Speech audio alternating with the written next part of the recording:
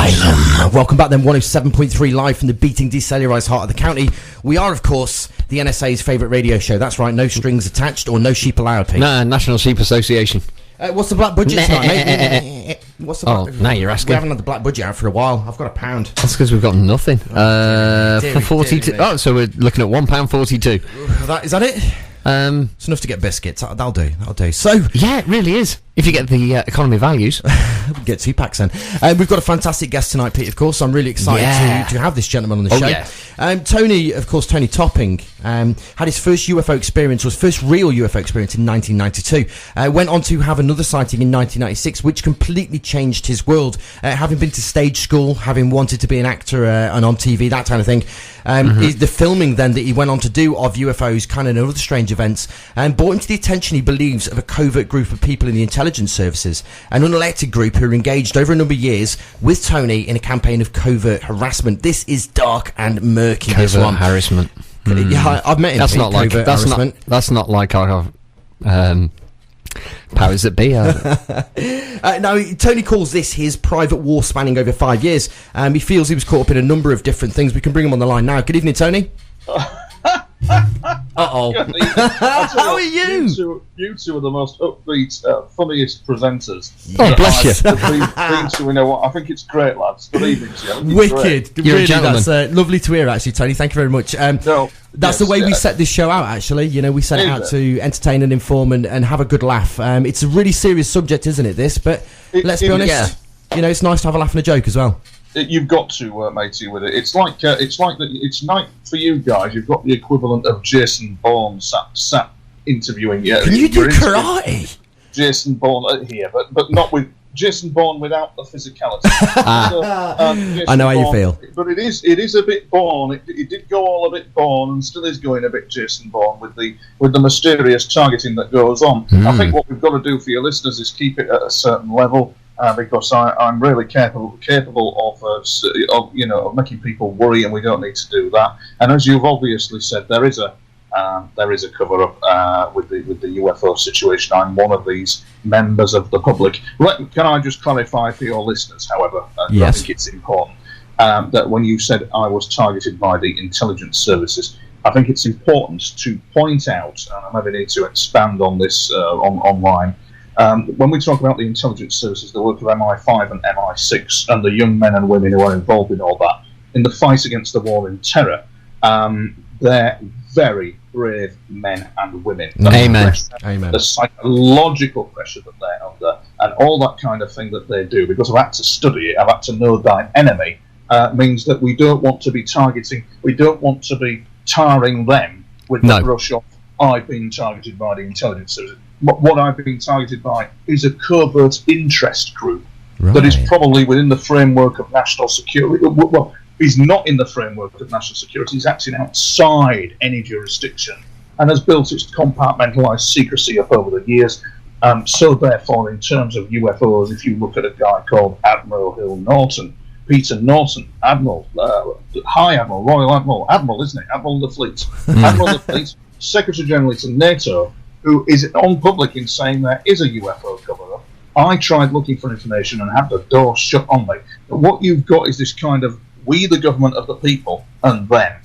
And it's them that we're kind of like I bumped into, whoever them are. Do you understand me? And of course, in the Ministry of Defence, for example, you could have a senior admiral, you could have the head of the Air Force, who will not be allowed to know this information because, for example, the motto of the National Security Agency is nobody shall know information about national security regardless of rank. So you're up against individuals who know that we are not alone in the universe. It can get quite comical. I've had some absolutely hair-raising moments. I bet. I've had kind of like contact experiences with the things that are coming in over my house that I filmed. So anyway, it's important, guys, to get this kind of like this balance correct, because these people in the intelligence services do very important work in the defence of our country. Absolutely. And the other people who came after me are an absolute embarrassment to them.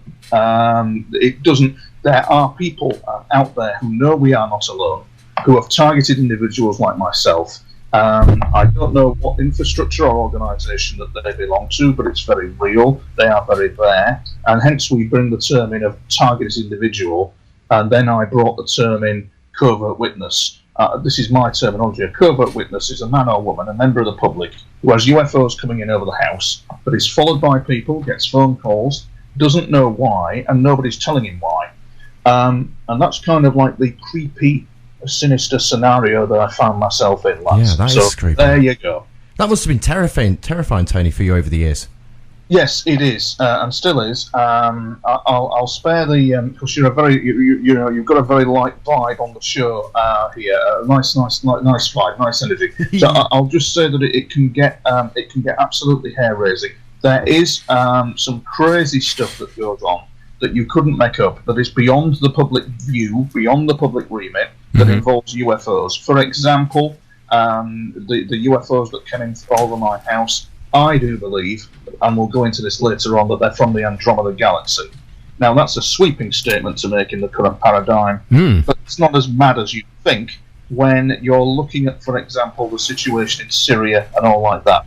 The other thing that I'd just like to say on the issue of targeting, because I'm under the targeted individual, is it's not what you know, it's what you can prove.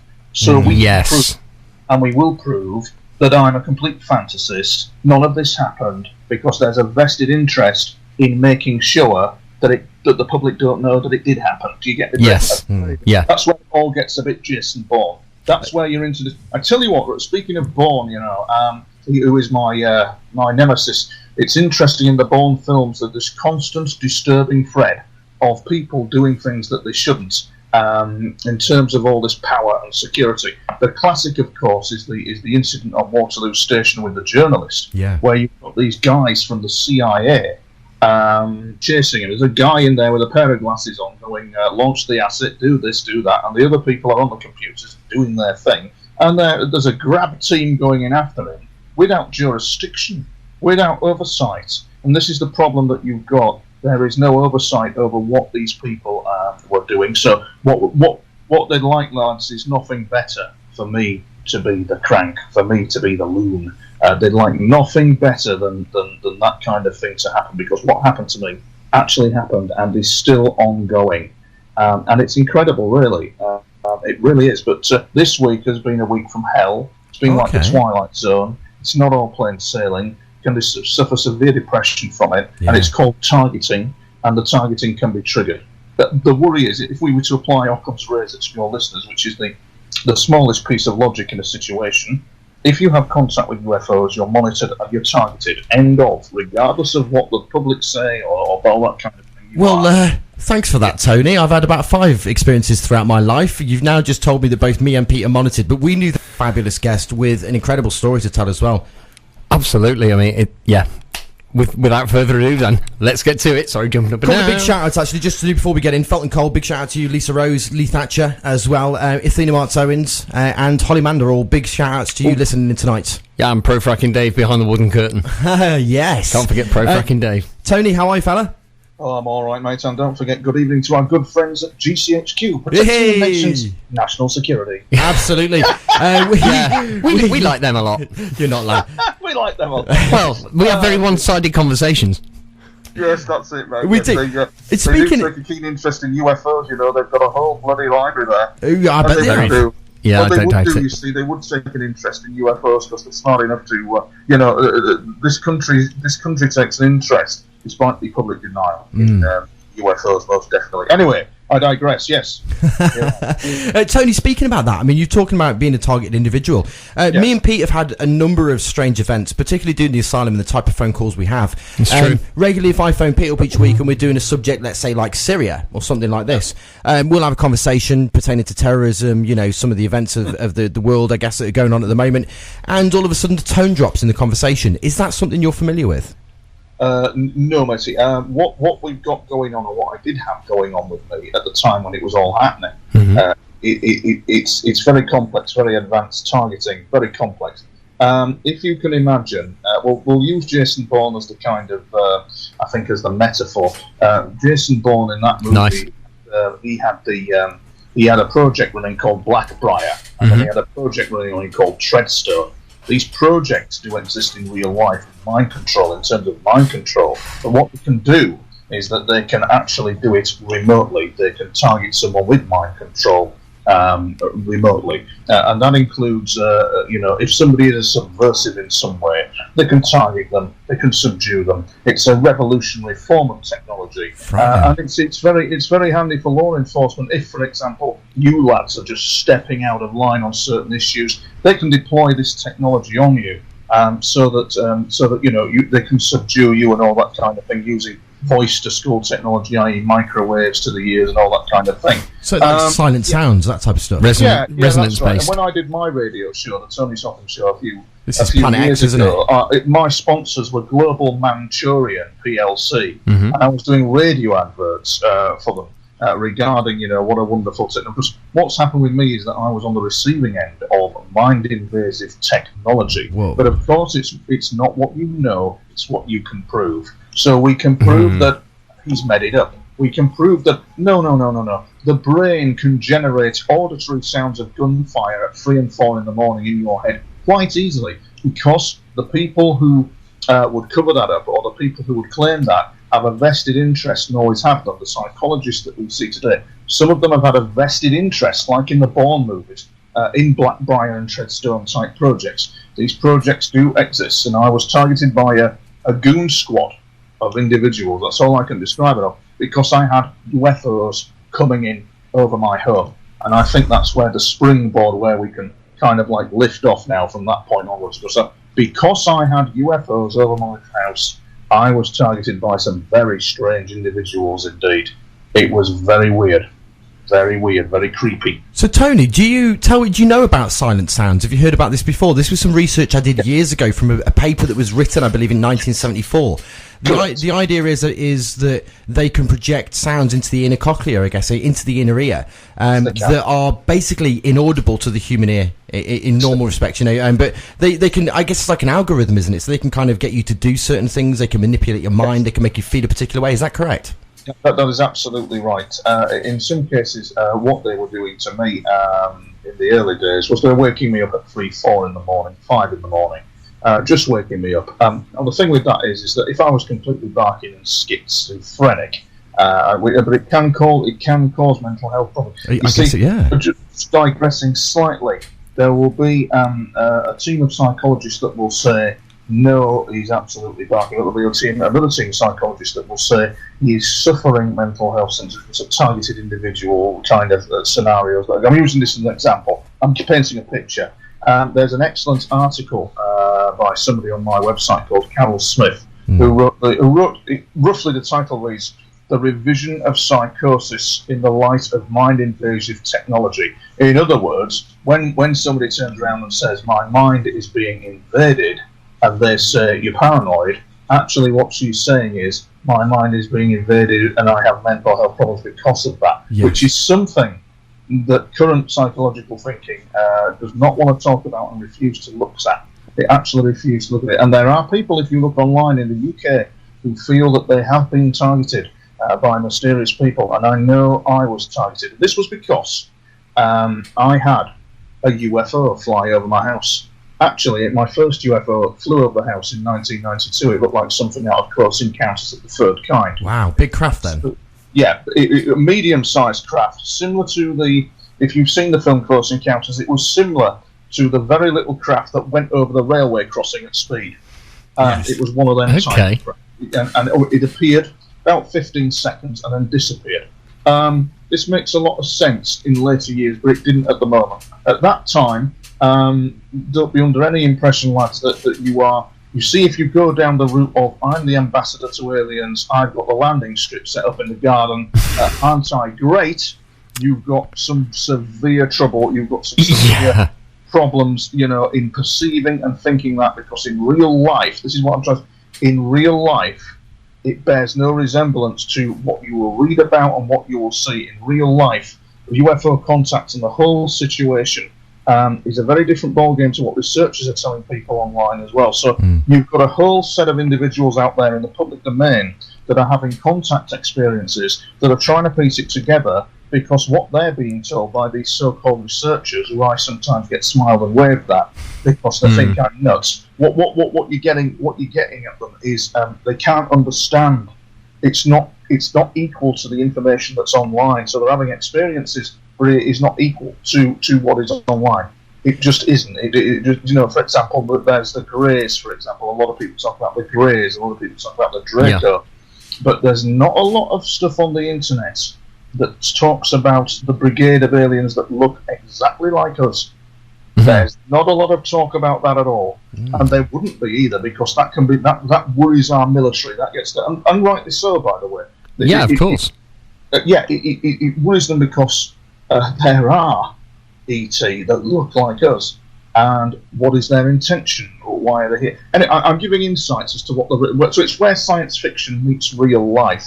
You got any questions? Right. Just ask away. Which no, try not to interrupt because we're listening intently. But one thing that strikes me is with certainly as far as researchers go, there's going to be a distinct lack of empathy. They've got a preconceived idea in their head, or a notion that they're following up, or there's going to be a route that they are wanting to pursue because of certain information they're trying to gain. If you have a good researcher, then they're going to actually interview you, find out what your story is, what your situation is, and then reason that accordingly. But that in itself, certainly in our experience, is pretty rare. So for you to experience something like that, and the one thing that a researcher, especially if they've not had any experience themselves, they're not going to be able to empathise with the level of emotional trauma that you experience when you think, what on earth have I just witnessed? Yes, that's right. And that's what happened in '92. What on earth did I just witness? On one of the other radio shows that I was on, I had 3 people interviewing me, and it ended with this on-air bust-up because the guy in question was persistently asking me this question because he wanted to be cleverer than the guest. There was a big blowout. I terminated the interview with them because in some cases you are up against interviewers who are just useless, especially if they're being taught by the BBC. Because it's in some cases they can. What's the word? There's a particular presenter who interviewed me, and he was going down this format, and I nearly stopped the interview with him because he was going down this subtle ridicule format. Like for example, give you an example. Like for example, in fracking, I will notice Sky News and the BBC and even ITN tend to focus on the hippie guy playing the bongos when it comes to filming the fracking process. Yeah, absolutely. Yeah. So what we got with somebody like me is the media tends to focus on the kind of like the guy in the trailer park when it comes to UFOs. But really, what's happening in real life is the fact of the matter is that people are having contact, and in some cases, like on the very good Wachowski brothers who did The Matrix, they did something called Sense 8. Yes. Whereby everybody is connected, but they don't know why. Well, in terms of UFO contactees, we are connected, but we don't know why.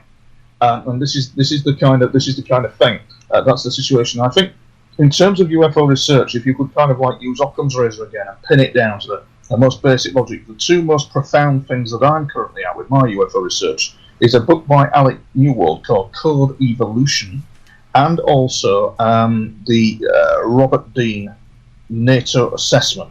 Right. And I'll go, if you'd like me to do that, I'll journey into coevolution and Robert Dean's NATO assessment. Yes, we'd love to hear a little bit about that. Very profound pieces of research that they've done that shed light on what is going on. Would you like me to do that for you? Absolutely, Tony. We'll come to it in a few moments, actually. Firstly, I want to deal with the elephant in the room. Dude, are you bonkers? Well, everybody asks How can you ask him that? That's like asking me. Bloody barking, mate. Come on. After all the bloody abuse I have suffered in my life, you'd be traumatised by it. So yes. I'm traumatized. I'm really bloody traumatized with what has gone on. So I'm suffering. This is an interesting thing that you ask. A very good question, that. Because actually, in a lot of cases, there is a school of thinking that we contactees are suffering post-traumatic stress disorder. Yes. Yeah. What is going on? We've had that conversation a few times. Hence the reason my excitement. That was the next thing I was going to say. So maybe as UFO contactees, maybe there's a little bit of psychic connection there. But exactly this, I actually went to Birmingham UFO group last night and did a little bit of a talk, and I spoke about my experiences. Yeah, I went down to see Dave Holdren. You had experiences as well? Yeah, Tony, don't even get me started. I saw a profound green triangle. I had a profound green triangle experience here on Cannock Chase. It was 60 feet in the air, passed directly over my head. It was in broad daylight. It travelled at 10 miles an hour, and I can tell you what the skin looked like. With two other witnesses. With two other witnesses. I've all my life I've tried to find other people who have got an experience similar to mine, and I can't find them. I even joked last night when I said, because everyone talks about the flying triangle as if it's a black triangle. I'm like, I'll let you into a secret. They're green. Or the one you saw. Yeah, people keep seeing them. Yes, they are. I've got a photo on my. Yes, they are green. That is correct, and they're also artificially intelligent. Right. They can think. They're capable of. This is a long story for further down the narrative. But the systems that they have in place, because they don't come from round here, and the systems that are, as in they don't come from this planet, but the systems that they have in place, these triangles are artificially intelligent. Right. They think, they have their own mind and have capabilities where the crew is linked into them. Because you're talking of a very advanced. That triangle you saw will probably belong to a technology base that's 600 years ahead of us. Wow. Nobody dare say anything about that. I kind of like our military and government keep that all quiet, but they know. They know that we're having visitation, especially across the UK. Yes. They definitely know. So what you saw will have no doubt been a triangle, most definitely. And I don't know whether. Shall I go into? I don't know whether I don't know whether you go into details about what happened to me with a triangle. Tony, I'm going into no, far away, buddy. You lead. I guess. Well, I'll lead you. But if you want to talk about something, mate, we're happy to talk about it. Absolutely. That I want to give an experience. What happened to me was my liaison with these things that have been coming over the house have increased in recent years, but so has the noise to prevent that liaison. But I can tell you this, that those triangles have a mind of their own, and they're capable of speaking artificially intelligently. And it's like something out of Arthur C. Clarke's Mysterious World, because you've got a machine that is aware. And it's like a human being. It's like you're speaking to a human being, but you're not. You're speaking to a machine. And it's quite surreal, because it feels human, it interacts human, but it's a machine. But it is aware. Those triangles are, as I say, are artificially intelligent, aware, and they're air, sea, space capable. Our technological capability doesn't have that, but it means they can travel in space, travel in the sea, travel in the air, and they're capable of locating the crew if the crew was lost. They're very advanced craft. And the majority of them, they probably are related to the blonde, blue-eyed alien ET grouping that so often visit the UK. But that's for another. I'm taking all this from real life. I haven't made it up. No, I'm not smoking the ganja. I'm Thanks for clarifying. Yeah, thanks for clarifying. No. when all said and done, because we've heard references to what they referred to as a Nordic race, possibly, or as some firmly believe, from Aldebaran, or from a system that's oriented around Betelgeuse, isn't it? Pinnacle star of. Definitely from Andromeda. So you're saying Andromeda? So that's Andromeda. What 2.5 thousand light years away. You're breaking up, lads. Are you still there? Yep. Yes. You're loud and clear.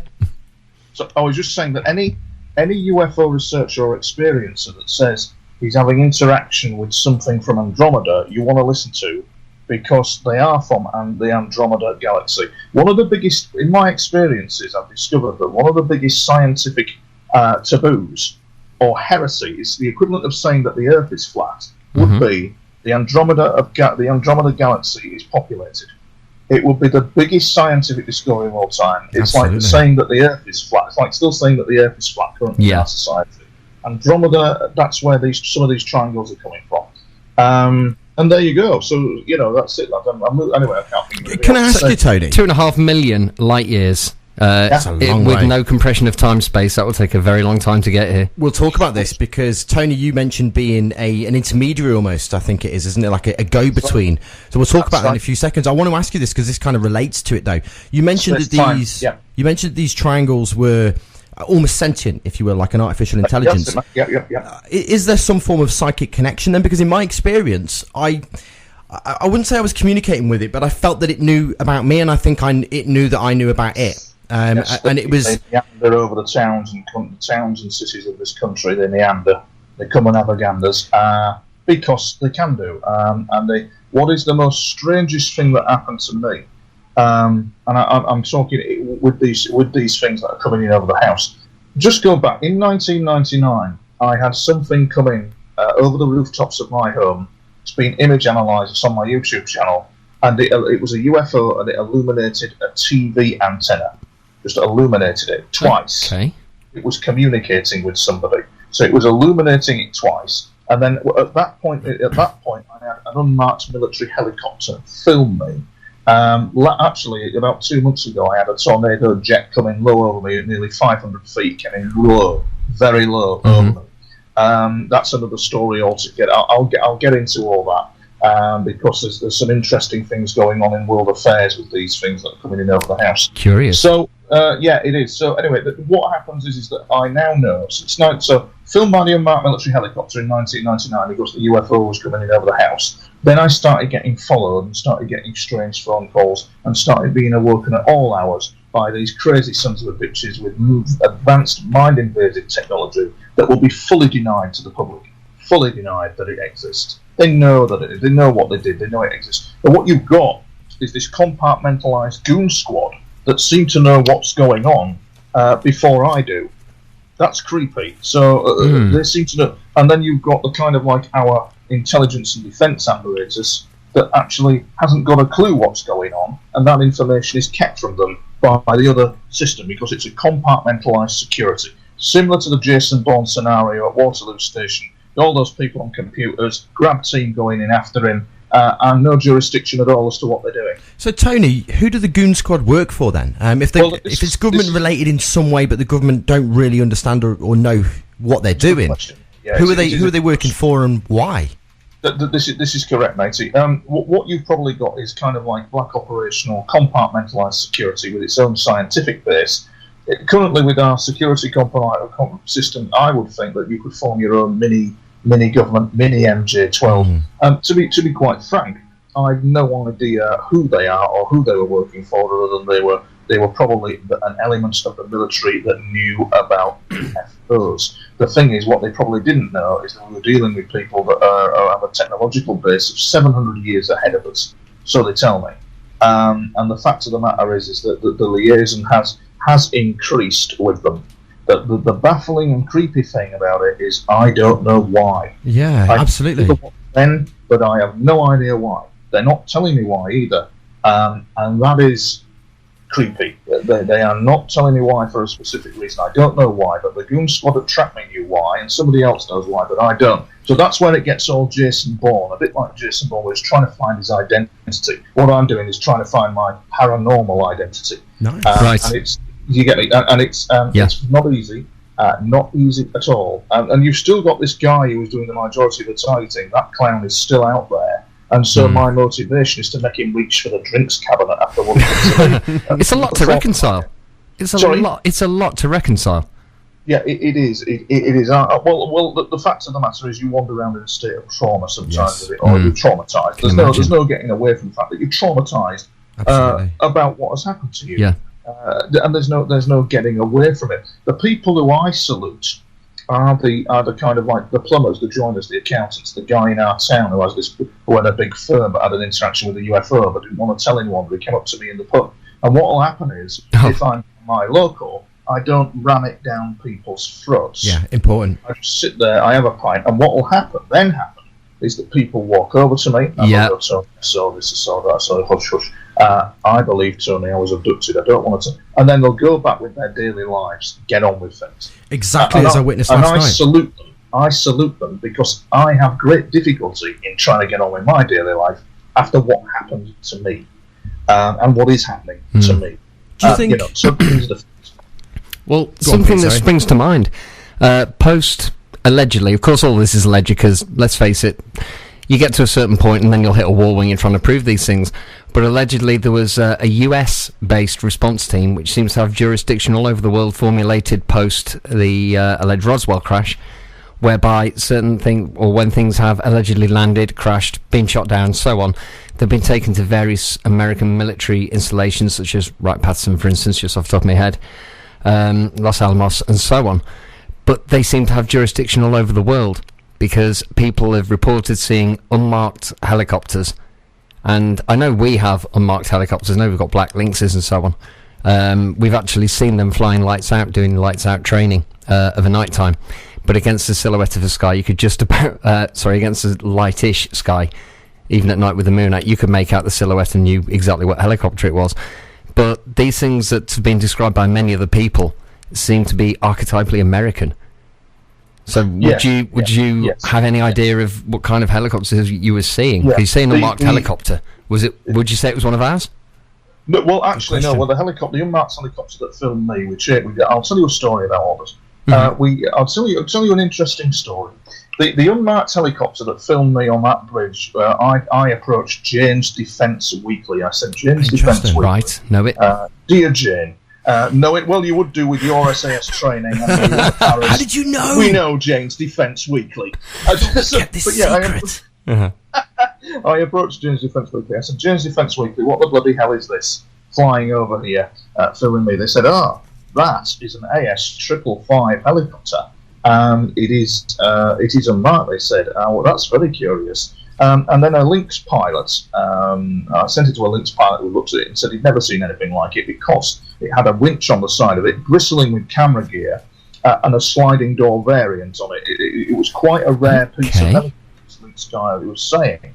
And anyway, what the point being is that this helicopter is currently not in use to British Armed Forces. The helicopter is in use to Canadian and American forces. Right. Which it will be because the Americans closely monitor the UFO situation as a matter of national security. If you look at NORAD, for example, they have terminology. This will interest your listeners. NORAD have terminology for UFOs. They don't call them UFOs. They call UTR and UTC. So you've got uncorrelated target reports, and I think uncorrelated UCT and uncorrelated target track. I think it's UCT. Almost with respect to radar. More than visual contact. Radar. And oddly enough, if you look at the film Close Encounters, you will find on Devil's Mountain, you'll hear the guy over the tannoy go, "We now have UCT and UCR closing." Yeah, he does. Yeah, it does, doesn't it? UCT, UCR closing. They know, you see, and the US Navy is very deeply involved in this knowing. In fact, they're more deeply involved than they think. But anyway, the helicopter, interesting. So, what you've got then is what happened then is you've got certain kinds of skeptics, debunkers that are out there who are well known. So what happens is I give this lecture in Chesterfield, and one of these people turned up. He's a very well known guy. I won't say his name on here. And everybody looked at him and went, "Ooh, he's here. Ooh, he's here." Anyway, he'd driven all the way from where he was, and I shook his hand, and he kind of like smiled and waved at me as he did. And I'm giving my talk. Now, what is interesting is, as I'm giving my talk, I'm watching everything he's doing because I'm trained. You know, I hear that. So I'm watching everything he's doing, and when it came to the helicopter bit, where I said that he was writing stuff down, but when it came to the helicopter, I said, Jane's Defence Weekly this, verification here, verification there. We know it was an unmarked chopper. We know that it's not a British one. He didn't write anything down. When I said image analysis confirmed this UFO is illuminating a TV antenna and it is a UFO, not an aircraft, he didn't write anything down. As if he knew. No, it wasn't because he knew, it's because he didn't want to know. Oh. I was going to say conscious ignorance. Well, he didn't want to know. He's a major player, but he didn't want to. He didn't want to know because it gives verification to my story. The last thing you would want is a verification of this to be real. Validity that's provable. Yes, anything that's provable, he ignored completely. He didn't write it down. He didn't go for it, which proves to me that there is an agenda out there to kind of suppress and oppress this information. So what you would describe them as, the people who targeted me are a secret police that are involved in UFOs and kind of like keeping all that quiet. And they're not nice. They're not nice. As with Project Blue Book, it's there's always been a history of trying to keep things covered up. Explain it away. Whether the whole swamp gas, that ridiculous explanation, because it occurred to someone who, let's face it, wasn't particularly intelligent at the time. That's right. That's absolutely right. When I did my radio show, during the times I was doing my radio show, I interviewed Laura Eisenhower's great-great-granddaughter. Oh, cool. Now, I know, and she's really cool. I'll get her on as a guest for you. I'll send her an email. That'd be ace. Yes. Yeah, we'll get her on. I will send her an email. Now, what happened there is that she was telling me about Eisenhower, and she was telling me at this interview that she came out with this staggering remark, which was, my great-granddad was ill and had 2 heart attacks. because he knew about UFOs and he knew what was going on. Really? And I thought, wow, that's a staggering remark to make. It really is. Just absolutely staggering. So that was the situation with the Unmarked helicopter. Then we had the Goon Squad following me. Then we got the dramatic escalation of the UFO contact. Then we got the dramatic escalation of the noise that prevents all that, and the fact that what is going on at the moment is in direct correlation to our future and world affairs, but we don't know why. That's the situation, You mentioned earlier, Tony, that I guess this covert force, whoever it is monitoring what you're doing. Do you think that the deeper that you go into the subject, the deeper you go into the rabbit hole, the more increasing that is? And also, you said earlier as well that they seem to know what was going to happen before it happened. Are they monitoring people who have UFO contacts, who might be abducted, and why would they do that? They will be. That comes up with some very worrying factors for somebody like me.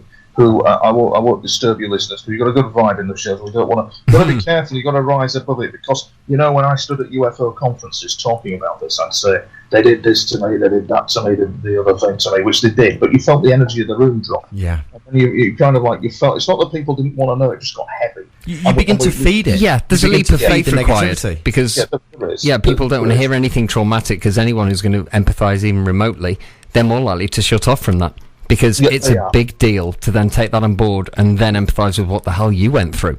That's absolutely, you're absolutely spot on. One of the guys who wrote a book, which was Co-Evolution, a guy called Alec Newell, a friend of mine in New Zealand, and he had interaction with interdimensional ETs. This is what we get into the realm now of what they don't tell the UFO contact experiencer, and we also get into the realm of this disgusting, unethical, what's the word? Standoff, sort of smile and wave at the human race. In other words, you can have interaction with these UFOs and the people in them. You won't quite know why, but you'll be left to pick up the pieces.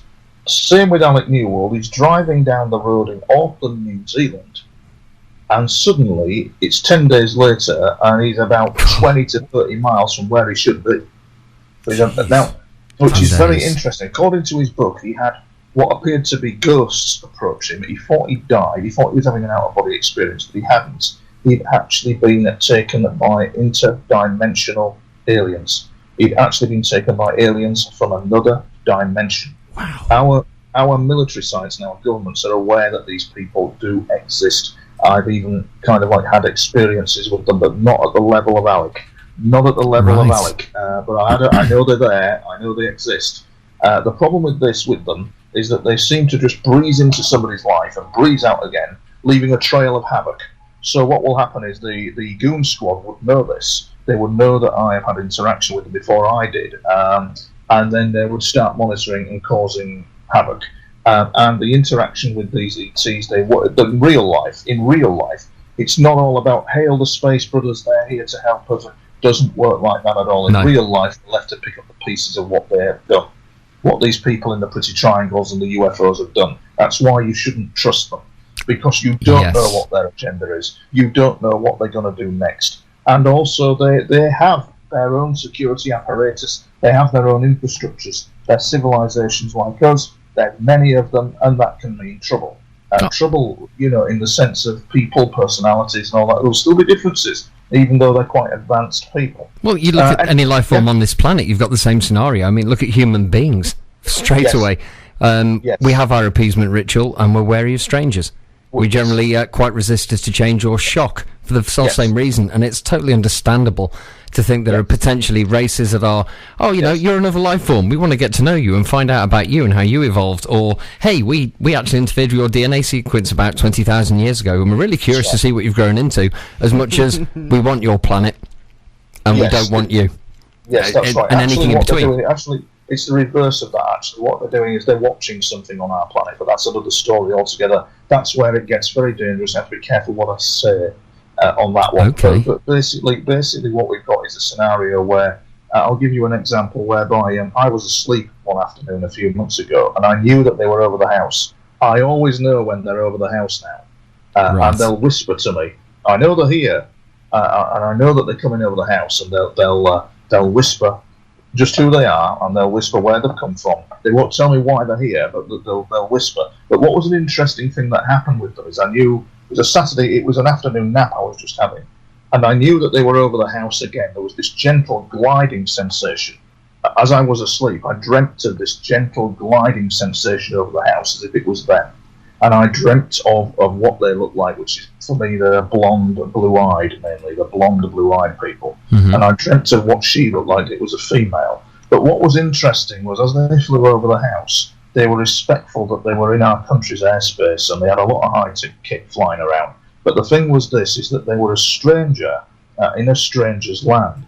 Right. They find our world and our environment strange. If you plonked one of them in this town, if one of them got lost and couldn't locate their aircraft, one of these blonde blue-eyed people in the street of our town, they would find it a very strange place to be in for some reason. This is the insight that I've got from them, that they're strangers in a stranger's land sometimes with planet Earth. It's just an insight that I share with you. But what is interesting is during the time that they were flying over the house, there was stuff going on with Ukraine where it was escalating up and up and up. And you could see where it was going. You really could. And I'm thinking this is going to be World War Bloody III here. It's going to go off. And we're going to have the Americans and the Russians suddenly kick off with each other. And by a bizarre coincidence, I was doing something for Channel 4. And what was happening was, on that morning, before I went to do the filming for them, around about 6 o'clock in the morning, I was asleep. Although you sleep awake. You never really sleep as a contact. On that morning, I had this spectacular vision in sleep, and I mean spectacular, of clocks, one saying 20 to midnight, and one saying midnight. Great big triangle clock like you saw at Cannot Chase, parked outside the house, flashing. And then you had the two clocks and an avatar symbol flashing on and off. And then in the middle of this dream, it was so vivid, you had this guy appear, who was about 34 years of age, blonde, blue-eyed, speaking to somebody, but the volume was switched off. You couldn't hear what he was saying, but he was speaking directly to somebody, and then he disappeared. And Lloyd Canning did an excellent illustration of that vision. He brought it to life for me. And now what happened was, as a result of that, the Ukraine situation de-escalated. It all calmed down because they were being warned by an advanced civilization. And our governments, America, Germany, believe it or not, France, Britain, know of them. They know that these people with the blonde blue eyes are here. They know that they are taking an interest in human affairs for their own security reasons, believe it or not. We can affect other people. And so that it's interesting that kind of situation calmed down. Within that vision, there was this vision of a field just over the back of me here, big farmer's field, about a quarter of a mile away. And within that, it was that field that they were showing. Over the weeks, the RAF did a major exercise over the town. I mean, a major. Anybody had thought we were being invaded. We had the typhoons coming in. We had the helicopters up. They were all over that field at the back of me. Up and down they were going. And then it was rather comical, because then what happened was we had this Hercules aircraft suddenly appear over the town. Bloody thing. And it belonged to the Joint Special Aviation Wing, it would appear. This thing, this Hercules, it fascinated a lot of people as to why it had appeared over the town. Circled my house 14 times backwards and forwards. No way. It did, yeah, backwards and forwards. It was comical. That's quite a turning circle on a C-130, well, C-135 it is. now. He goes, what he does is he flies, he's flying kind of, how can I put it? What he's done is he's flown in a line from right to left, and then probably done a big circle in the field, and come back round again. Backwards and forwards they go. He was coming back. It was quite comical. Just backwards and forwards he was going over, just following the line of this estate road, passing backwards and forwards. You could even see the pilots. Now, then what they were doing is they were practicing rapid takeoff and rapid takeoff from the field as well. Yeah. Which they would do. They would know. It's the RAF are not daft, and it's the RAF who are also aware that this situation is occurring, that you have people from another galaxy with advanced technology who are for some reason taking a very keen interest in the affairs of the UK. Mind-blowing though that is, what I'm hopefully coming across as if this is quite normal, as if this is real life and not science fiction, because it is. It is real life. These people have their own infrastructure, these people have their own houses, these people have their own technology, and they were warning about Ukraine. They definitely were warning about Ukraine, and it all calmed down. And that is interesting. I just found that story very interesting, that I'm having this kind of liaison. Probably more of a deeper liaison than Billy Meyer, but yet they're not telling me why. That's bold. It's really, and for example, I haven't got thousands of pounds in the bank. My name isn't now up in lights at conferences because I tend to get smiled and waved at. You know, something. We get pointed and laughed at. You're pointed and laughed at, smiled and waved at. But yet my story is on the front line of what's going on. I've been threatened. I did have my life. I have been threatened. Yeah, I have. That's a very serious matter. That was. Because it's going on. That's awful. And some of us are being targeted for a specific task by the people with the blonde, blue-eyed, and others. There are others out there who look like us. Strangely enough, so aliens, when you're looking at aliens, you've got the greys and the reptilians, so we're told, but you've got the blonde, blue-eyed people, and then you've got other people that look a bit like us but aren't quite like us. If they walk down the street, they stand out in a crowd, but they look like us roughly. But what is fascinating about all this is that we're being lied to. We're being told that that's not happening when it is. There you go. The mind, of course, researcher and TV personality, radio personality, formerly of Planet X as well. And experiencer. Major league experiencer. Absolutely. We're getting back on the line anyway. Hello, Tony. Hello, lads. Welcome back. Hello, Tony. You mentioned to us in the previous hour, of course, about what contactees aren't being told. Can you elaborate on that for us? Yeah. So what would happen is Alec Newell, for example, about 10 days after he returned, he got a knock on the door.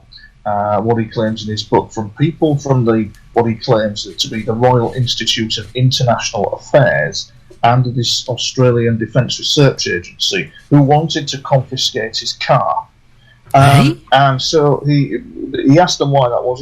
They said because it was exposed to high electrical voltage. What he didn't realise is he wasn't aware of the Royal Institute. He wasn't aware at all of them. It was new to him who they were.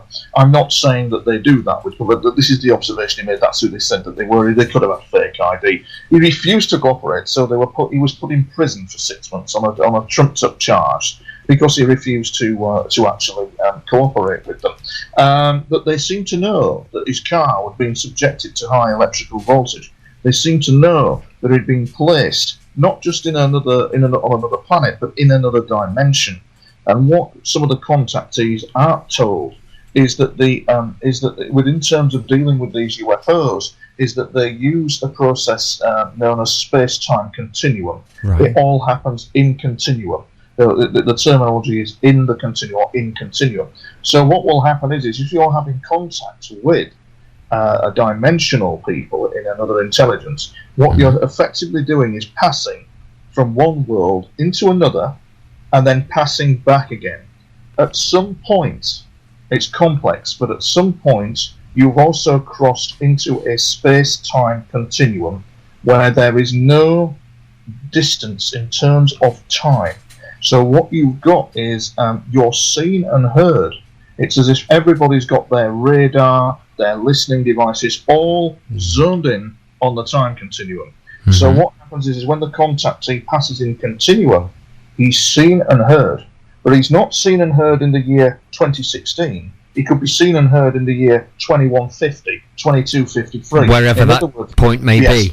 Yes, that's it. In other words, Earth humans, as the aliens call them, are capable of zoning in space-time continuum on humans that are having extraterrestrial contact, and therefore the contactee gets it big time. In fact, the contactee is having a contact experience with human beings further up the timeline. Interesting. This is correct. Now, what happens is that from this work that is being done now, this is where it gets absolutely surreal. From the work that we're being done now, this is what the ET call the Yasat paradox. Yasat means, you see, you're not hearing this anywhere else, are you? And I certainly haven't made it up. This is what I'm getting from them. But it's all very exclusive information. Okay. You know, so what we've got is this situation of the Yasat paradox, and Yasat means the causal nature of. So what's happening is that in terms of a space-time continuum, when human beings look in time towards the events of today with these UFOs, we've created the future. You guys sat here, me, the other people involved, create a paradox in time, create the future, so that we, Earth human beings, further up the line, look at this and start a liaison with them. And then you have this kind of scientific disclosure going on at 100, 200 years up timeline. Which means what happens is that when the UFO people disclose information to the people of Earth, they do it at a pace only we can understand. Okay, I completely agree with that. You've got, for example, the very good work of Steve Bassett, and he's talking about UFO disclosure. But what Steve probably hasn't maybe grasped is the fact that the people in the UFOs only go at the pace humanity can understand, because we're dealing with a 600, 700 year time kind of scientific baseline. We're also dealing with plasma civilizations as well, which I'll probably talk about, but it's absolutely fascinating. But we're also dealing with that also, a whole area of science and biological understanding that is missing, probably on purpose, from our mainstream science. Because of the blinkered thinking that our mainstream science has. Interaction with UFOs. The ET in the dimensions turned round to him and said that the Earth is ruled by a very dark and ancient force, and it has to be respected, and it is. It definitely is. And if it comes knocking on your door, you'll bloody know about it, so you've got to leave well alone. And that's what happened with me. The aliens were right. These people from another world were right. It's correct. You don't mess with it. You leave it be. The reason why is because it's on its own evolutionary process. And so what you've got is the play of higher esoteric forces moving within the framework of the human race, and that is actually what it's all about. And then you've got the disclosure of science to humanity a few hundred years down the line. This is mind-blowing stuff, I know. Yeah, this is genuine science, not what we understand it to be at the moment. Yes. I'm sorry, your audio's gone. Are you still there, lads? Yeah, we are still here. Can you hear us? Sorry, I'm talking over you. I do beg your pardon. No, it's quite right. Right, yeah, I'm trying not to do that, because we could go on till about 4 a.m. Oh, so easily with this. Easily. Yes, you could. The other thing as well is the plasma stuff. If you'd like me to just elaborate on that. Do you know what? I was just having a conversation with Pete just off air about this. This is a particular element of research that I've been looking into. There isn't an awful lot out there, Tony, to be honest on this. But it was something I was looking at as an explanation for my flying triangle experience. So please tell us a bit more about this.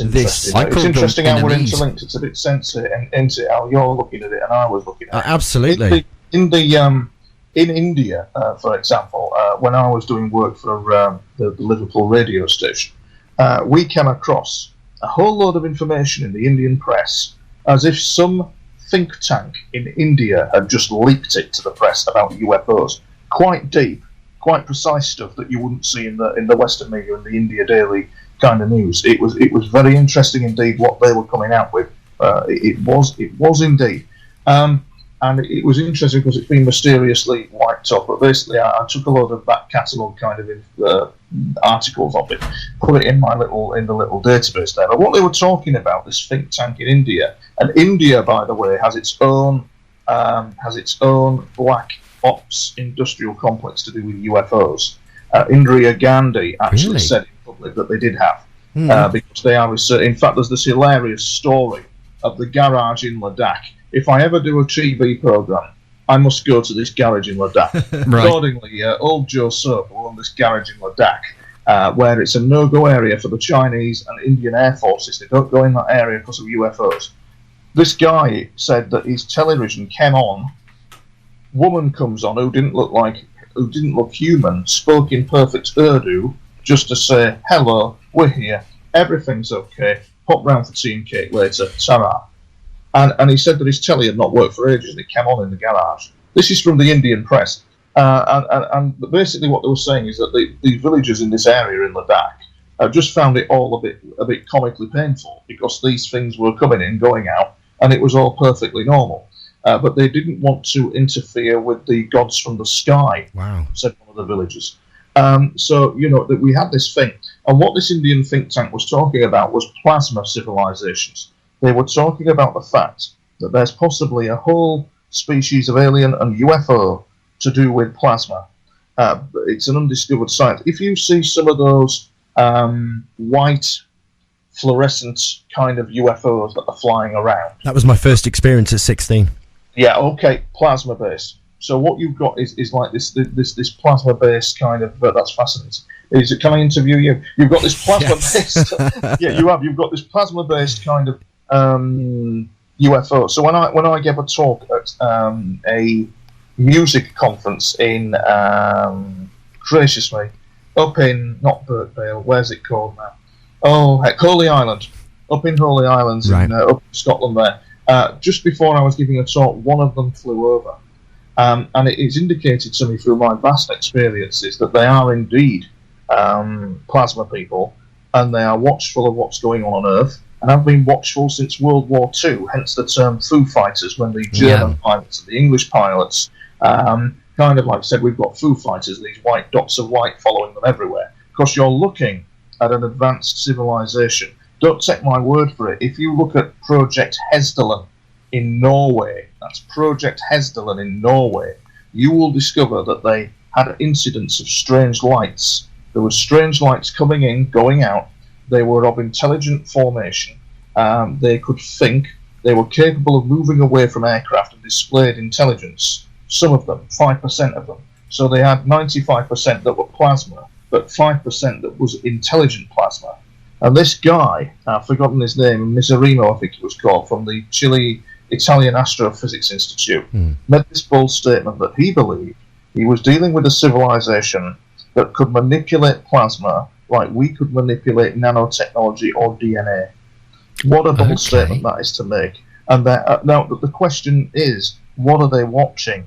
Well, it goes something like this. I've got to be very careful here now, but it goes something like this. We have World War I and World War II.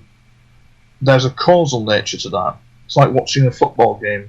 We see the game being played. Oh, they're the good guys, they're the bad guys. They've done this, they've done that. But we don't, and we see the net move to cause the situation. But we don't see the ball. We don't see the football move the net. We see the net move, but we don't see the ball moving the net. And this is hence the remark, there is a powerful ancient force on Earth that should be respected by the other, because there is. And it's kind of like, as we've seen in the conspiracy circles, the manipulation of events, the manipulation of conflict, that humanity has been manipulated for a number of centuries, you see. And so they're watching all that. They have insights into all that. But you've got to be very careful with it, because it's on its own evolutionary path. It's best left alone. And I had kind of like a run-in with it during the course of my experiences, which was quite nasty. Quite nasty, to say the least, but we don't want to scare your listeners. But yeah. It's hour 3 now, Tony, we can scare. It's concerning. It's concerning, though, isn't it? Because you could be aware of something, and just by looking, your actions could have ramifications that operate outside of the ideal or what it is the powers that be want, and as such, you will be prevented from doing that. Yeah, yes, that's absolutely the only time I think that the powers that be, I think, get very jumpy with cattle mutilation. I know when I was at a conference a few years ago, a lady approached me. She said, don't know whether this is true, that she worked for a government department, but she was tired, but she'd retired. The fact, she said, was I'm aware of UFOs. In fact, she said, I could stand there and talk in depth about it, but I work for the government, she said. Very charming woman. And she said, I know what it's like to get heat, but I'll just tell you this, she said. Our department were very concerned about cattle mutilations. Very concerned indeed. And it's interesting if you look to the blonde, blue-eyed people who have told contact experiences in Brazil that there is some other alien group out there that is doing that to cattle. These guys with the blonde, blue-eyed look are very clever, very smart individuals, and they kind of like they seemingly know that seemingly is going on as well. But it's just a fascinating. I can tell you all this information, but I still haven't got to the bottom of why it's me. why are they doing this? I could fall asleep again tonight and have some kind of liaison, some kind of information, come my way from them.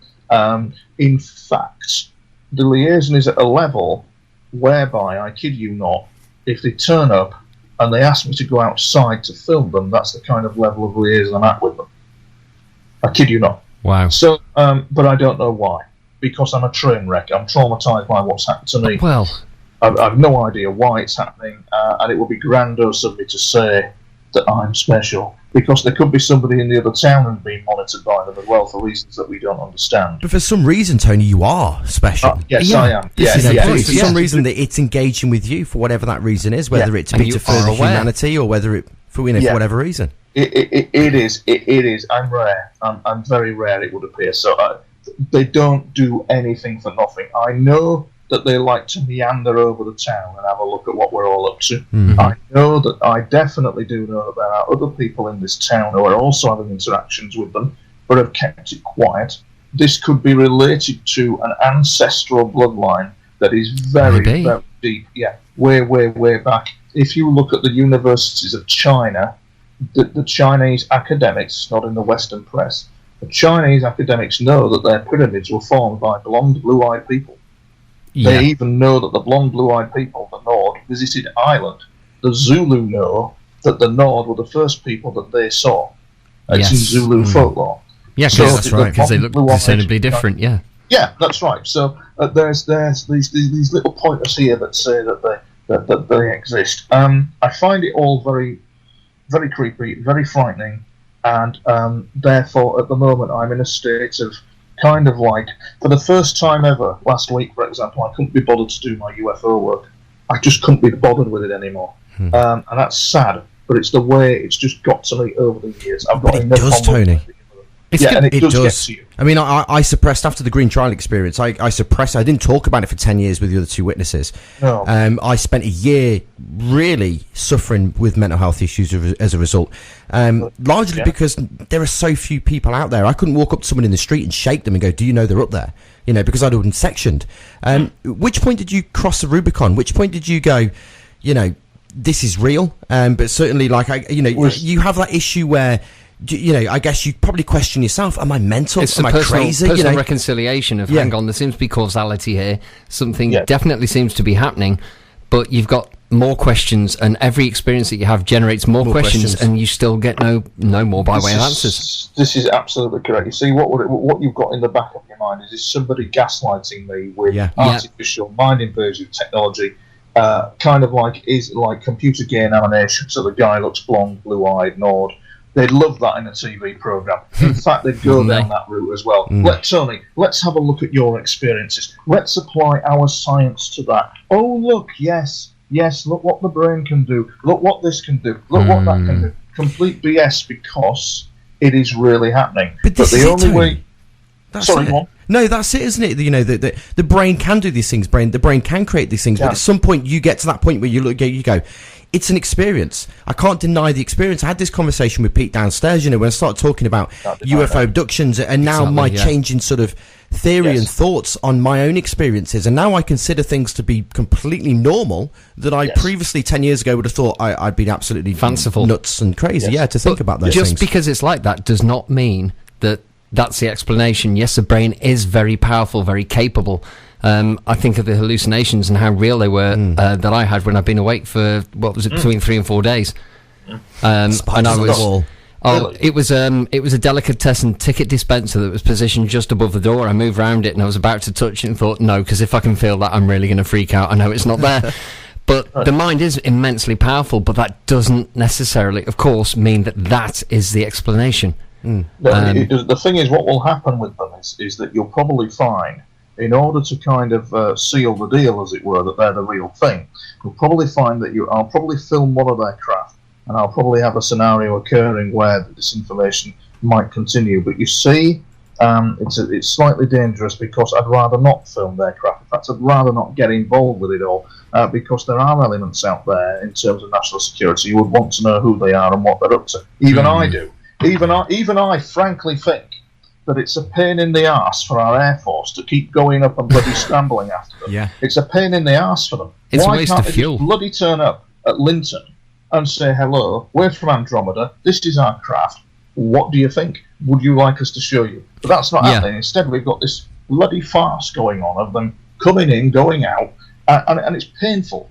It's just painful, frankly. Do you think, and also, go on. Do you think that in some way an alien race is engaging with humanity in order to drip feed this through to the masses?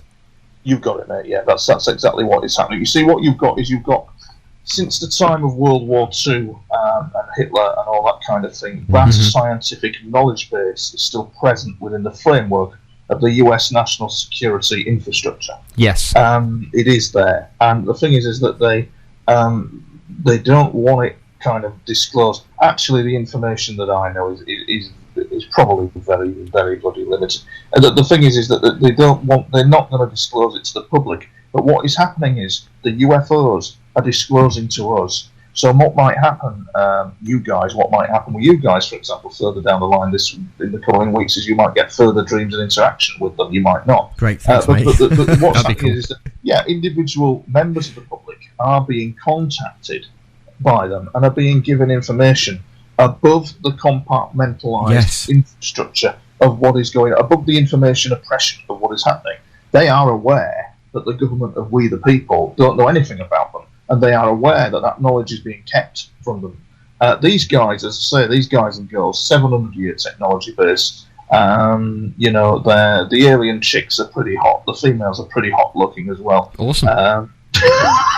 Maria Ortiz was seriously hot. That's all I'm saying. I was going to say she was one of ours, but yeah, definitely she was. Yeah, they're hot. I mean, there's that guy in China, a lumberjack, who said that he had a UFO turn up on his premises. This woman gets out and must have been about 6 foot, has tassels on her legs, kind of like tassels on her legs, 6 foot, blonde, blue-eyed, makes mad passionate love to him, and then just goes off in a UFO. The thing is that actually happens, and the thing is that they are about 6 foot. They are about 6 foot. I've seen Captain Kirk do that actually in a Star Trek. I was going to say that'd be a greater leap of faith to say that actually a group of grey biomechanical aliens came and spoke to me last night when they landed in my garden. To a disc landed Bridget Nielsen came out. We had a fantastic night. And then she Grace Jones. With Grace Jones. This is absolutely what is comical about that is that if you look at that and apply Occam's razor to it, that's actually for some people, that's for some people like myself, becoming normality. Yes, and this is This is where it gets really difficult, isn't it? Because as you were saying there's a compartmentalisation. The government don't want you to know, yet the people en masse don't understand, won't accept it, and can't accept it. Yet there are people like yourself, like me, like Pete, millions of people around the world who are in possession of a lot more knowledge further down the line. Right. The people en masse can actually accept it and are doing. The government, for example, wants a piece of the action of the artificial intelligence of the craft of what their technology base can offer. So you would be daft not to, very daft not to watch all this and let the game play out. You'd be very daft not to do that because they're people of an advanced nature. I don't know whether they're people of a spiritual nature. One thing that came across, they said to me that they were many and varied. They were blonde and blue-eyed, and they were from Andromeda. That's what they said. They exactly said that to me, word for word, a few weeks ago when they were over the house at about 3 in the morning. I knew it was them. They woke me up, and that's exactly what they said. Wow. Now, the question with that is, 2 things spring to mind. Is somebody liking about with artificial technology? But what I was drawn in on was this. They said, we are blonde and blue-eyed. We are many and varied. There's a sentence structure, a rhyming syntax to it. Yeah, there is. But it's that bit, we are many and varied. Why do you think, lads, that I would be wary of that remark, that we are many and varied? Because of the connotations it has. The fact that people's intention, the way they look, the way they appear, whether you be able to judge them apart from any other of their own race, let alone another human, perhaps. Yes. We are many and varied. Does that mean trouble? Exactly. Like the human race, we're many exactly. and varied. Yeah. So have I got a problem here with them? Am I speaking to a criminal element? That was can there be a criminal element? These are the bizarre, surreal, Blade Runner type Torchwood thoughts that you're thinking with them. And meanwhile, the bloody guy in the satellite's coming back down to Earth, the astronaut is all waving, the flags are going. Meanwhile, in this town, and with you and other people, we're having this crazy circus of liaison that bears no resemblance to what society is telling us. Absolutely. Oh, I've long had issue with my scientific teachings for the anomalies, for the that's an exception. No, if it's a rule, then there should be no exceptions. Clearly, the rule's wrong, or there's more to this. Yeah. I mean, coming back to your many and varied point, Tony, it kind of makes me think about if I was a human as an ambassador, and this is what my Facebook says. I'm going to change this now, but it says emissaries of Earth for the Galactic Council of Emissaries. Bearing in mind what you've said tonight, I'm probably going to change that now. But no, if I was to explain to an alien race about humans, I wouldn't go out there and I'd say, look, we're all, I guess, white, black, we're roughly around 6 feet tall. We come male and female. We're many and varied. We're not necessarily, although the human race might be pure and have love in its heart on the main, there are also an undesirable element as well, and you would have to explain that with it. Do you think that's what they're trying to tell you? You're saying, look, we might look like this, but some of us you can trust, some of us you can't, some of us are involved in this, and some of us just want to help. Don't whatever be naive. It is. Yeah, don't be naive. Yeah. It could be that. I don't know the level of information. At the moment, lads, I'm just having to sit back because I don't have the answers. At the moment, I'm having to literally just sit back and not assume anything. And not proclaim anything, and not say that I'm the ambassador to all this. What I've sussed out just recently, what's going on, and roughly why they're here. But it's all a very kind of odd situation. For example, I could fall asleep again tonight, and I might have a communication, but they're capable, as I say, of waking me up and saying, "Can you step outside and film us?" That's the level of kind of... Bizarrely, I had a person contact me last night, a girl that I used to go to college with. I posted about my talk at Birmingham UFO Group, and that is exactly what she described in the comments underneath. That she would be at home and she would get a message saying, go outside, get your camera, go and film. So it's interesting that, you've mentioned that now, but of course there are other people out there having identical experiences, very similar experiences. Identical. Literally. That is correct. And the worry about that, obviously, is that you're going to get a young lassie like that. And if you've got the Men in Black secret police Goon Squad that start to monitor people, that's why people are quiet about it. Yeah. There's a guy in my town who did, well, he's not working there, he was a chief executive of a very large company, and he had an interaction. He's not saying a word about it to anyone. He's told me, and I know of people in this town who are also having interaction with them because they're flying over the town and they're having a liaison with this town. In Yorkshire, God knows why. I would suggest it's probably to do with very rare bloodline going on. Very rare, I would suggest. But I'm not too sure on that either. But it's one crazy circus because you've got lurking in the background the Earth is ruled by an ancient force that should be respected. You've got that lurking in the background that does not want this kind of situation occurring on its doorstep. Okay. And therefore, I've got to be very careful for one's life to put at risk from all this. It can get absolutely bloody hair-raising, to the point, as I say, where I'm sick and tired of it. I know it sounds odd. No, we can understand your apprehension. It makes perfect sense. Yeah. The funny thing is, Tony, and I remember that night after seeing the Green Triangle, I mentioned it at a friend's house with the two witnesses that were there. And the one witness was the guy who would never believe anything other than what he saw in his face. And he instantly jumped up and went, "Oh, little green men, we're all crazy." He played it down. I looked at the other lad and he stared at the floor like he was a victim of a serious crime. And that's exactly how I felt. I felt like I was the victim of a serious crime. But the thing is, and I mentioned this last night as well at the talk, when you're a victim of a serious crime, normally it's earthbound and people understand that, and you'll get some sympathy, you'll get some support, you'll get some help. When you're a UFO contactee, you don't get that, do you? You're left to your own devices. We're the victims of complex technological crime.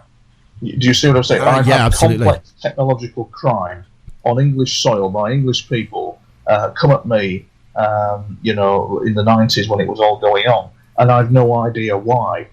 And that is very creepy and very disconcerting. Yeah. Particularly when you don't know what the purpose is, what your purpose is. And what always concerns me is, unlike everything you hear all the way across the world, I'd say apart from areas of the Middle East, the Far East, and Russia, Britain knows how to keep secrets. Yes, I know from what I do professionally when I'm not in this place, I have to keep secrets. It's part and parcel of it, and I know what level that runs to and how people with different information, irrespective of what guise that's in, you don't talk about the information that you know about. You keep that very much to yourself. And we have had a brilliant history, certainly in recent times. the UK government can keep secrets. The plausible deniability, we are the best. Now, Tony, just to come back and speaking about secrets, the cat's out the bag, isn't it? How's disclosure going to go down? Yeah, well, this is like, the key to disclosure is the fact that we will only handle at the pace they are giving us. We will only handle information at the pace that we are giving them. And there's a very baffling scenario going on within the time continuum scenario, whereby we might not actually never disclose to humanity. Yeah. This is the thing. There's the other scenario as well, where there's a book. I've never read it, but there's a book called Man in the High Castle. Yes. Whereby they've discovered there's another version of events going on where Germany lost the war. They're ruled by Germany, but in this version, this is the US, isn't it? Man in the High Castle. They made it into a film reel that says Germany, in fact, lost the war. This mysterious film reel, a parallel universe situation going on. And so what happens in the time continuum is that you can have future events that are locked in time, and that can be very worrying as well. Certain waypoints that you will hit. The fact that they're still keeping it secret, and it's very odd. The thing is that, as I say, there's a very troubling, unethical behaviour among these people in their fantastic flying machines with people like me. This kind of not get involved, expose them to all kinds of stuff, but then occasionally appear and go, "Oh, hello, we're here, aren't we fascinating?" And I find that very, very disturbing. Do you think it's a double level in some bit? Do you think there's, I guess, the movement towards a disclosure by drip feeding to the people who can't deal with the subject, yet there are a number of people like ourselves who are open to these ideas, who I guess are available to more information, let's say? Does it work on a number of different levels, for each individual person? It does work on a number of different levels. It certainly does. It works on the level of consciousness as well. We're going into, for me, what is dangerous ground. I'm not being secretive, but for my own safety, there's elements that I'm not going to talk about for my own safety. That's fair enough, entirely your prerogative, and we can only respect that. Yeah, indeed. You've got to be. You just won't believe how careful that you've got to be. And yet, my name is not in lights. I've not got a big book. Well, nobody knows. Nobody, yet. I haven't got the book out. That's none of that's going on. But yet, I've got this crazy circus that is following me here, there, and everywhere with the UFOs, and it can get very, very hair-raising. It certainly can. I'm getting tired now, lads. So if you've got any questions or no, I was just going to put that maybe. As far as disclosure goes, it's something that, let's face it, anybody who's had an experience, however brief, I've had 5, by way, and I used to fly, so I know what I'm looking at when I look in the sky. So looking at aircraft that defy conventional explanation, that's always going to attract my attention. With that in mind, for me, disclosure, it just seems to be a convergence point, as if we're never going to quite get to it. We're going to get very, very, very, very close, but there would never be an outright, yes, this is the case, this is what we've been keeping from you, now you're ready for it. I don't believe that can happen for a second, because of the potential for anarchy. There is a potential for anarchy. There's a potential for shock as well. There's a potential for the population to be very frightened by it. If you've got one of these large UFOs just coming in over a populated area, that could cause some serious concern. Why they bloody do that is, it would be beyond me, frankly. Why they don't just turn up somewhere and say, hello, we're here. But it's not as easy as that at all, is it? No. The situation, I do believe quite strongly, however, in terms of these UFOs and what's going on, is that our Air Force is attempting to communicate with them, and there's some kind of mysterious liaison going on there with that. I do believe that to be the case because of the sheer level of jets and aerial activity that is over the field behind me. Right. Because if you're an Air Force, you'd want a piece of understanding of their technology. You'd want to photograph it. You see what happened in 2001 in the River Ouse at Selby. I was suffering severe depression at the time. Oh my God, he suffers depression. Oh well, these experiences kind of people have these alternative realities to support their beliefs. So if he has depression, he would obviously use this reality to keep him not being depressed. Do you get where I'm going from? No, it's not a point of escapism. Yeah, escapism. They use it as escapism. But what happened to me was on that night, I was feeling very, very depressed at the time, and I'm stood on the riverbank, and then the next minute I know this tornado jet, or it was a jet of some description, a tornado. You've flown, haven't you? I understand that a tornado has low handling capabilities, can fly at a very low speed. Yes. And can more or less not quite hover, but can just meander very slowly along, even though it's a tornado. Relatively. It has a rotational engine, doesn't it? No, it's the swing wings. That's a Harrier you're thinking of. Yes, the Tornado, it's got, I believe, unladen. This is some memory coming back now. If it's not carrying weapons and it's only got minimal fuel, it'll take off at 114 knots. Yeah, right. Well, okay. Well, what happened to me is I stood on the riverbank, very depressed. The RAF Church Fenton was running night flying at the time from out of Church Fenton. Yeah. And what happened was that this tornado in particular flew over me and then flew back over me again because the pilot knew that I was stood on the riverbank edge. He flashed. I remember it. He flashed his landing lights on off at me to signal to me. And I thought, interesting. Yeah, that's interesting. And then I had this strange, compelling urge to walk to the field. And the jets seemed to be meandering around doing their routine circling night flying training. And then next minute I know, in the middle of the field was this almighty flash. You've never seen that like a firework going off, this almighty flash.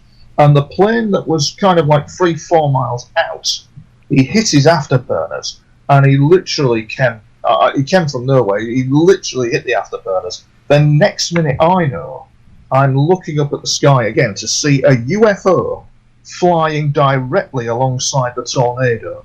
Side by side, the UFO is flying along with the tornado. The UFO is a small dot of light, which would probably actually be a triangle craft, but their technology, their nanotechnology means they can alter shape structure. So you could be in a very small environment, but it's a massive place. Do you get me? That's how TARDIS style. Yeah, that's right. TARDIS, you've got it, mate. TARDIS. Yeah. So what you had is this strange liaison of the tornado and the little dot of light UFO flying along with each other. It made a point of flying along with the jet. And I've tried to trace the pilot on that evening, and I've never found out who it was to this day or what happened. But he'd have had there was no doubt about it that the UFO was flying alongside with the jet. And that was a very interesting incident. So you see, you've got this constant kind of we're here, they're waving at us saying we're here kind of theme going on at the moment, especially with this country. It seems to be all focused around this country. They seem to like Britain for some reason. They do, and they seem very respectful. As I say, these people seem very respectful when they're flying in our airspace. They're very aware of, let's say, civilian craft. They seem to be very aware of the impact that their flying apparatus could have in a town like this. Because they're big triangles, you see, aren't they? They're big, not as big as a Boeing, not bigger.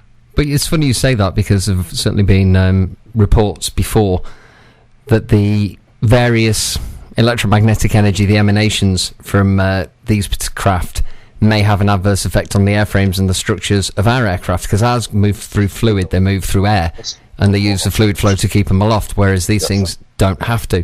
Even John Searle, when he was talking about the IVG, IGV, sorry. Yes. No, not the SEG, the actual flying one, that it hunkered over at the same angle that when you drop a rare earth magnet down a non-conductive metal tube, eddy currents, it kilters over to an angle, so on. But he was saying that the electromagnetic emanations would have been detrimental to any aircraft flying close to it. So when he tested his radio control one back in the 60s, he notified the CAA to say, don't fly anywhere near this field, because I won't be able to get it out of the way in time because we're testing it, but it might have an adverse effect on your aircraft. This is absolutely right. I think that their technology understands our aircraft, and I think that they would have countermeasures in there to prevent that incident from happening. I think, anyway. They're quite aware of... I'm talking as if I know them. It's so odd, isn't it? I'm talking to you here. These people are quite aware. These people... I've shocked myself, really. I've shocked myself into... You know, really, this is really happening. But yet, part of me is a complete train wreck. It's absolutely unbelievable. What is going on? It's just mind blowing, because it doesn't just carry into the now. It probably carries into our other lives. I believe in reincarnation, and this circus will continue with me, not into the next life. In fact, what is interesting to know is there's a possibility that the contactee might, in this kind of time frame now, with having the experience, it might be blowback from another incarnation where he's actually having the experience, but they're tracking through time. Wow. Which is a real mind-blowing kind of concept, isn't it? It is. It's a different sense of life.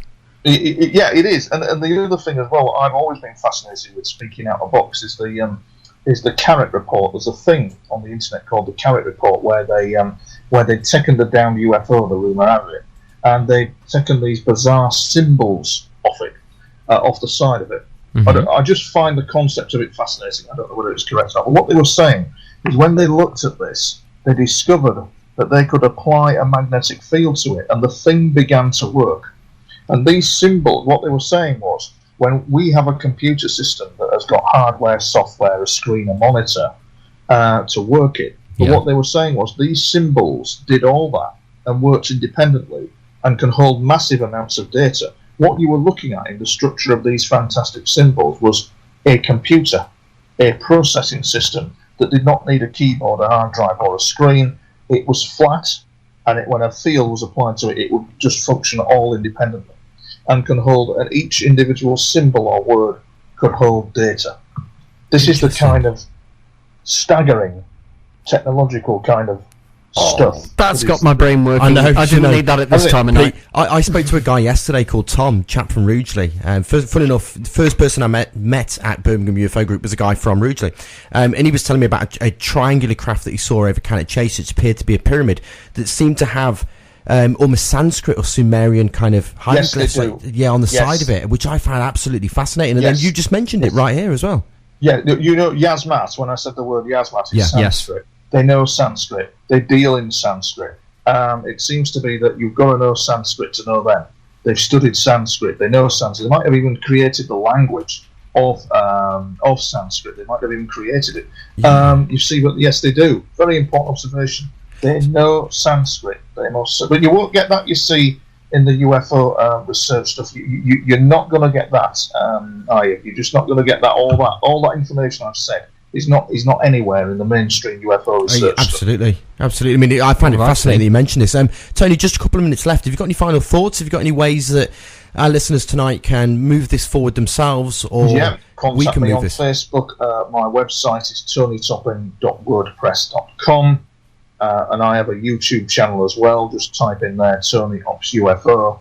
And I also have Zohar TV. I'm on Zohar TV is now a big internet site called Zohar Steve TV. Merrill involved in this?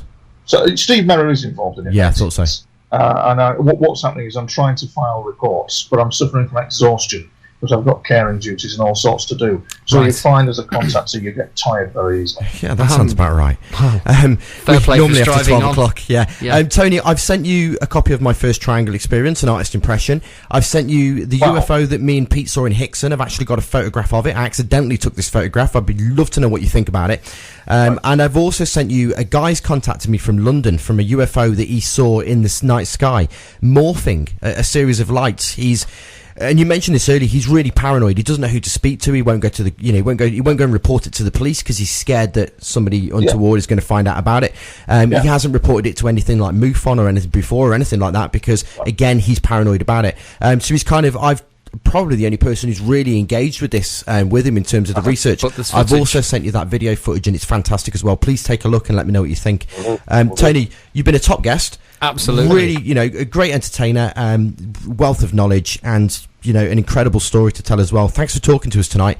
We'd love to see you back here soon as well. Oh, thank you very much. I just like to say how very nice you are as presenters. Very kind, thank you. Yes. Yeah, very nice. You're the nicest presenters, and that's probably one of the best interviews I've had. And there's been quite a few of them. Trained by the BBC, don't you know? Sorry? Trained by the BBC. Trained by the BBC. Are you BBC trained? No, we're not. That's probably why. Surely you should tell. You could tell. Yeah, exactly. You can tell, yes. Feel the quality.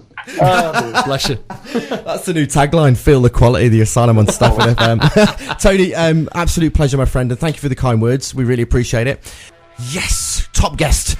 Tony, if it isn't us, it's probably going to be our children. We need to protect this future. Peace out, be lucky, have a fabulous week, whatever you're doing. We'll be back same time next week from 10 until 1, doing it all again. The Masters of Mayhem with brilliant guests like Tony every single week.